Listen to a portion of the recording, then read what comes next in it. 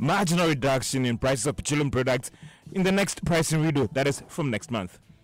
You want to stay with us here on News Night to enjoy 99.7 FM. Send us a WhatsApp 0244 340437. My name is Evans Mensah. Details after the break.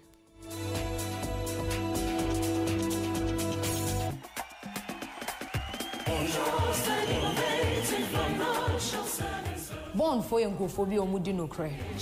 I came to Bond because I wanted to expand my business. Bond's intervention in our company has provided us with capital to grow our stock and also to expand our machinery. Without Bond, I should have folded by now. The way the girls relate to you, the way they talk to you, wow, I really love it. Just a phone call and I'll be sorted out. That assurance is incredible. Bond is the answer to the SMEs in Ghana. The Bond here, you can move. Bond is 10 years. Come on, let's celebrate your success, our passion. Bond, your success, our passion. Abeku, my dear, my business way dear. We use more data than voice calls, but this by force bundler my network gives me dear. I need flexibility. You trying to grow my business? Then move to Vodafone Smart Business. It's a flexible mobile package for business that allows you to be your own boss. But how? You decide how much data, foreign or local call bundles your business needs. Hey, sir. Annie, move your business into the future with Vodafone Smart Business and enjoy rollover of unused data to save your company money. I see. Whatever the style of your business, Vodafone Smart Business has the solution for you. Call 030-233-4040 or visit www.vodafone.com.gh/business/smart business for more details. The future is exciting. Ready? Hey, Yimshi.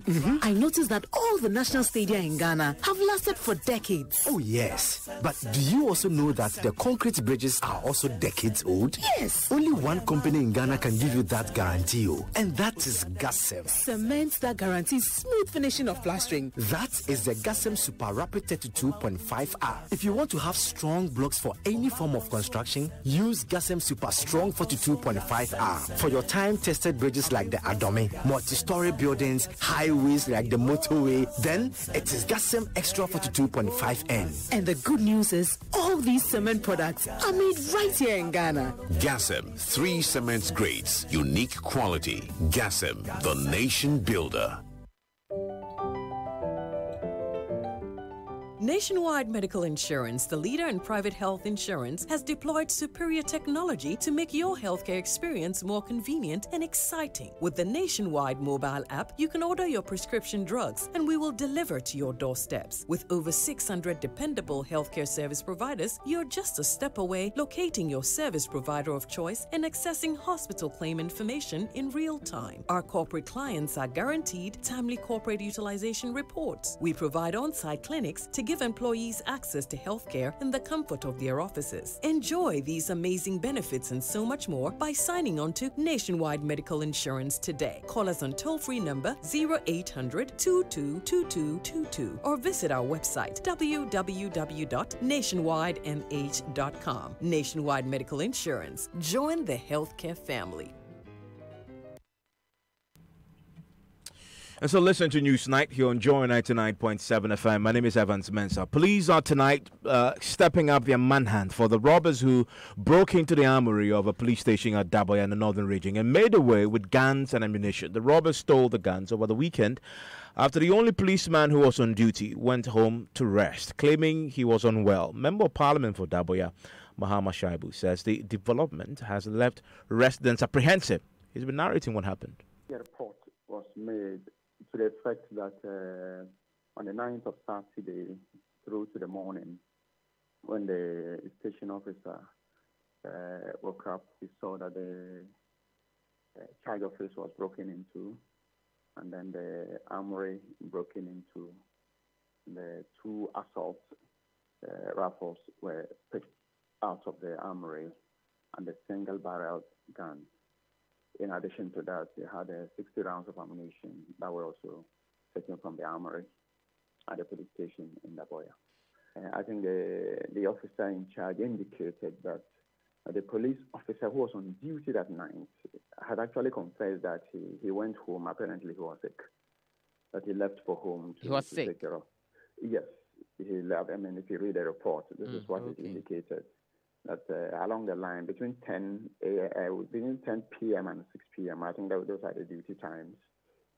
In between that, he was sick and left for home to take care of himself, only to find out the following morning that the burglar proof at the charge office had been tampered with, broken into, and the padlock to the armory also destroyed. And so they made their way through the burglar proof from the back of the charge office into the armory, and then made their way with the 3 weapons. This is obviously a worrying situation that this is happening at a police post, isn't it? Indeed, it is. I mean, worrying because it's the first situation is, I mean, a police station and a security post has been attacked and then arms taken away. The second thing is we are not sure who has the arms, and then what next the usage of those arms could be put into. And so it is indeed a worrying situation that we're monitoring. And as leaders in the area, what are you doing about this? I have had some discussions with the police commander. Damongo police commander has an oversight responsibility over the Boya at the moment, even though there's a station officer there. I've had a word with him. I mean, as of yesterday, 10 p.m., they were still in the Boya trying to do their own internal checks and also investigations. And then I've had a word with the chiefs too, and they are very ready and willing to cooperate with the police, and then to also talk to the community people. One way or the other, some information of any kind could be useful to the police in their investigation. Let's speak quickly with the PRO of the Northern Regional Police Commander, ASP Yusuf Tanko, joins us on the telephone line right now. ASP, thank you for your time here on Newsnight. You're welcome, my brother. Have you found the guns and ammunition that was stolen? Not yet. Investigations are still ongoing to be able to identify the perpetrators of the crime and also their motive for trying to acquire those weapons. So nobody has been arrested as of now.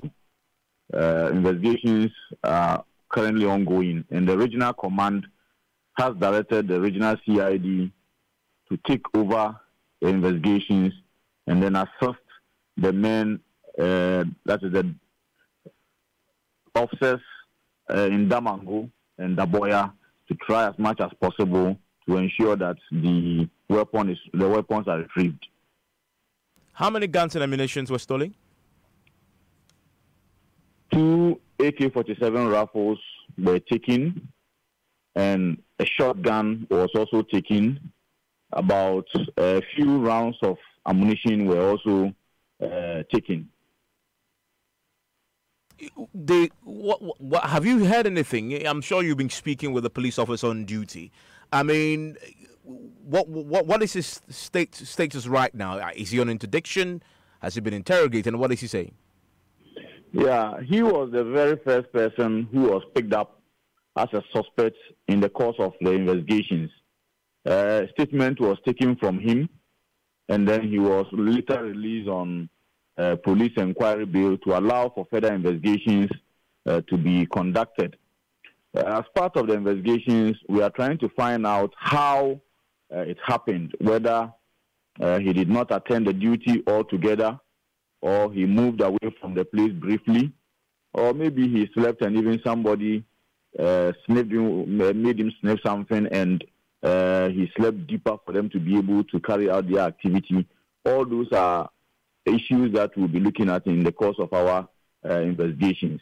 But that notwithstanding, the regional commander has directed the officers at Damongo and also Daboya to secure the place well, and also intensify patrols on the main highways to ensure that the perpetrators may not use or will not use the weapons to perpetrate robbery, especially highway robbery around that area.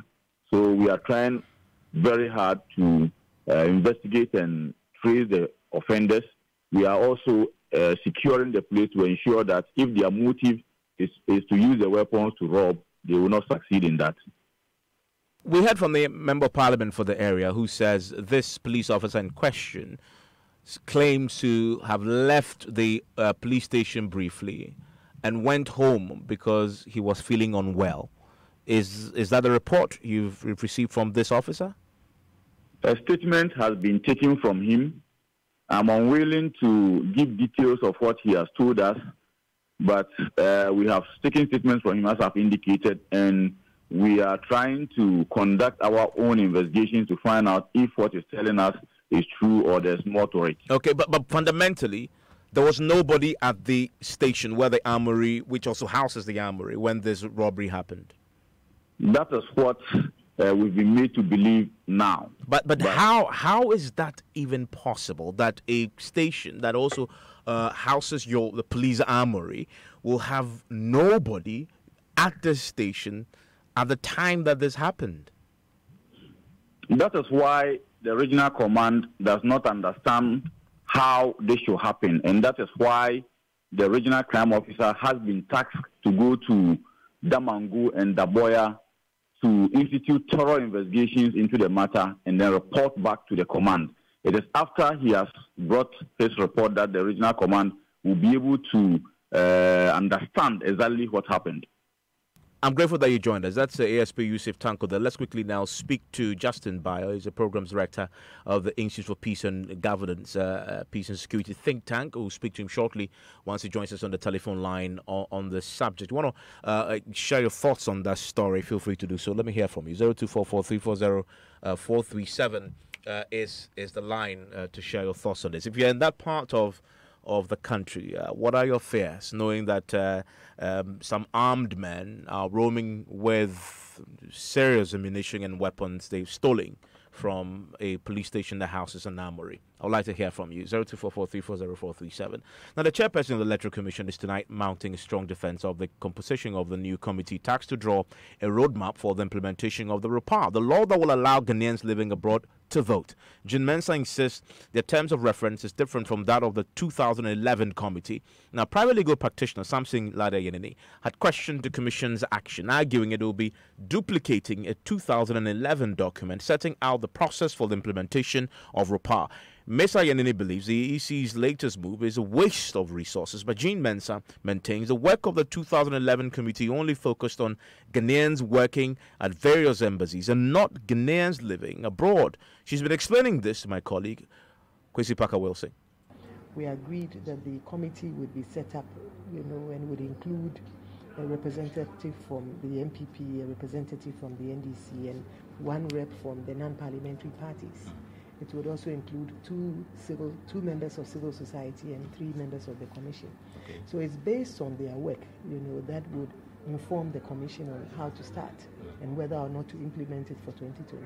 So these are the questions we have put in terms of the terms of reference that we've given to the working group, whether or not it will be possible to implement ROPA fully at all in 2020, and if they are things that we should implement, whether it should be piloted or whether we should go full scale. But is it possible that 2020 we can implement ROPA? Well, it's because I know that work has been done, I'm told, by the Commission.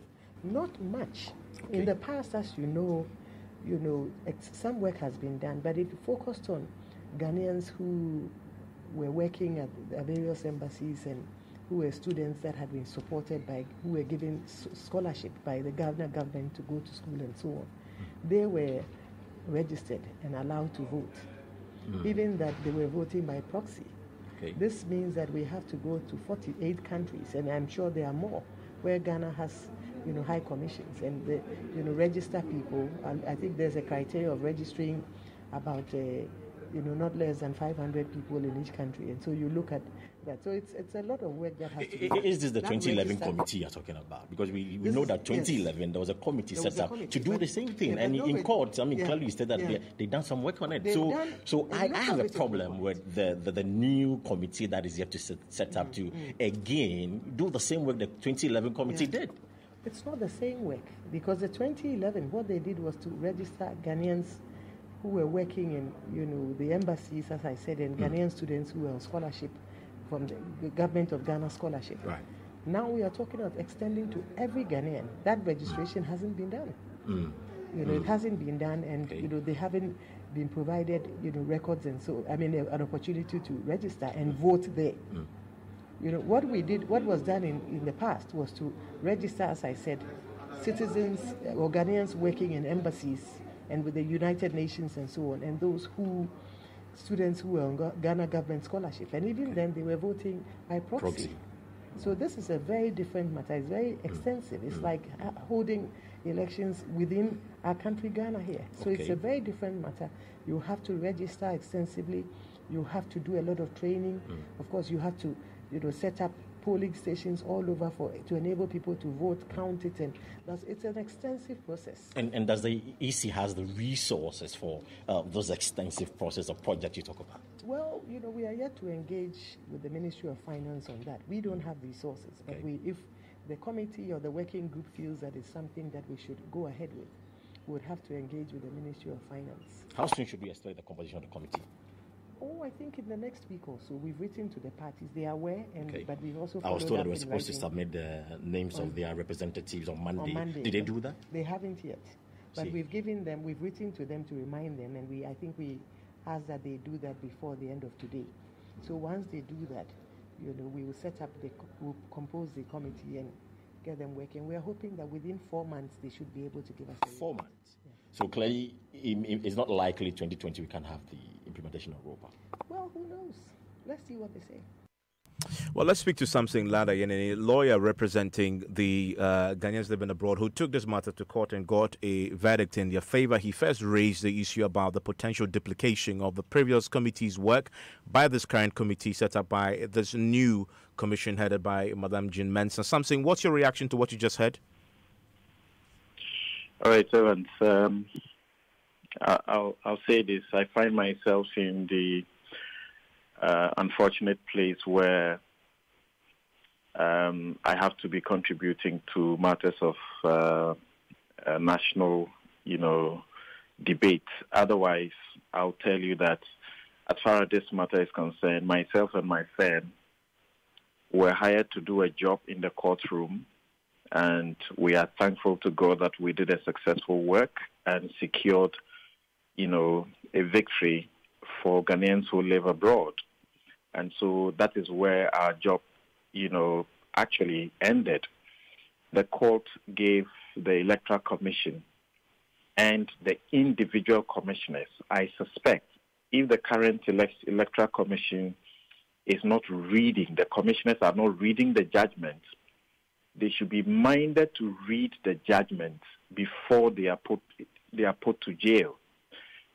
Just a couple of days ago, the IGP of this country was found guilty of contempt. So nobody should think that they are beyond being found for contempt. Now, guess what?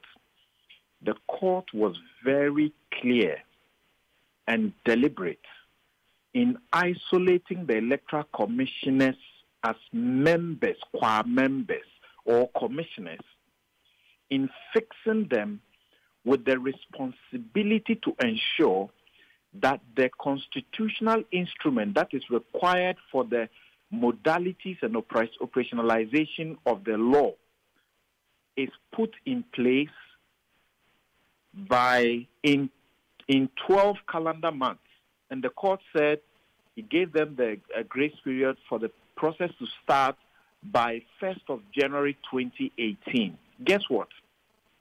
By the 1st of January 2019, if the constitutional instrument has not been put before Parliament and work is done on it, or it is in the process of being done, they can be sure that they will get back, our clients will get this issue back in court.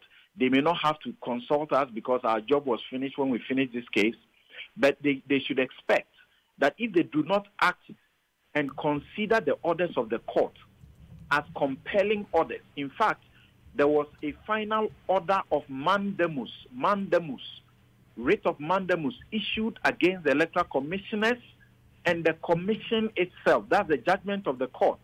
So when I hear them treat the judgment of the court as though it was an option, as though it was an optional thing, or was an alternative, where they had the right to elect, the discretion to elect how to proceed. Because as I listen to this interview, I hear maybe we will see potential. The orders of the court are the orders of the court. And if they dare, I can assure you that they will be shocked that they will find themselves in jail. Look, the documents that we have referred to, the court described that document. It was the Electoral Commission itself that brought the documents to court. This is the committee that talks about the committee, correct? That was set up in 2011. The Electoral Commission brought about 3 different documents to the court to show the court that they had a roadmap to implementing the law which was passed in 2006, that they had been sleeping on their job since 2006. They came, we made that allegation against them, and they came to the court to indicate to the court that it is not true that they have been sleeping on their job, but in fact, they have been taking steps. And that document, Evans, I have made that document available to you. I think it would have been fair that you referred the commission chair to the document to tell her to her face that what she told you, there is not a scintilla of doubt in the document, that what she told you does not exist in the document that they did, the 2011 document, signed by the commission members. I see. Kantanka of the EC, E. Agrifin of the EC, Dr. Kwesi Jonah representing CSOs, Alahaji Huduyaya representing the NDC, T.N. Ward Brew representing the DPP, Dan Boche representing the NPP, Bernard Mona representing the PNC, and Owusu Pari representing the EC, that in this document, there was no discussion about Ghanaians living in embassies and Ghanaians who are and that is a fascinating insight into this. And this is a conversation that will continue on PM Express tonight with Samson himself and the political parties and the Electoral Commission as we get to the bottom of this. Remember, just 2 years to the 2020 elections, and the court was emphatic, as Samson says, that 2019, if this has not been dealt with, there could be consequences. It's now time for business. George, what do you have in the headlines? Well, Evans, coming up in business, the National Petroleum Authority Board hints of some marginal reduction in prices of petroleum products from the beginning of next month. That is when we will have the next pricing window. And also, the Ghana Commodity Exchange is set to be fully operational from next month as they begin trading in maize. The business news on Newsnight is brought to you by MTN Business. Welcome to the new world of business. And then also talking about the fact that Kingdom Books and Stationery, number one-stop shop for all your office essentials, and Mark Auto Parts, distributors of Chevy cars.